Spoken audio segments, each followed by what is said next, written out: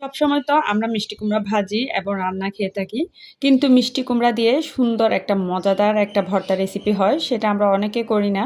তো যাই হোক বন্ধুরা, আজকে আমি মিষ্টি কুমড়ার ভর্তাটা করছি। প্রথমে একটা শুকনো খোলার মধ্যে আমি এখানে শুকনো মরিচ আর কাঁচামরিচ ভাজা ভাজা করে নিচ্ছি। এরপর একটু সামান্য তেল দিয়ে আমি চিংড়ি মাছটাও ভাজা ভাজা করে নিয়েছি। পাশে রেখে এবার কিছু রসুন আর পেঁয়াজ কুচিটাও ভাজা ভাজা করে নিচ্ছি। ভাজা হয়ে গিয়েছে, আমি চিংড়ি মাছটা উঠিয়ে রাখলাম। এরপর আমি রসুন পেঁয়াজটা আরও সামান্য কিছুক্ষণ পর্যন্ত ভাজা ভাজা করে নিচ্ছি। তারপর ভাজা হয়ে গেলে আমি এটাও উঠিয়ে রাখছি।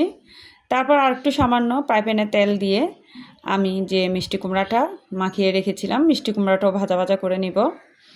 প্রথমে আমি মিষ্টি কুমড়াটা দিয়ে দিয়েছি, দিয়ে একদম মিডিয়াম আঁচে রান্না করে নিয়েছি। এরপর উল্টিয়ে দিলাম, উল্টিয়ে একদম লাল লাল হয়ে আসলে তারপর আমি নামিয়ে এখানে নিয়ে নিচ্ছি। দেখেন আমি সবগুলো কিন্তু নিয়ে নিলাম। এবার একটা বাটনিতে চলে গেলাম একটু বাটার জন্য। একটু লবণ দিয়ে দিয়েছি। প্রথমে আমি কাঁচামরিচ শুকনো মরিচটা বেটে নিচ্ছি। এরপর আমি পেঁয়াজ কুচি আর রসুন, তারপর চিংড়ি মাছটা দিয়ে দিলাম, দিয়ে এগুলো আমি বেটে নিচ্ছি।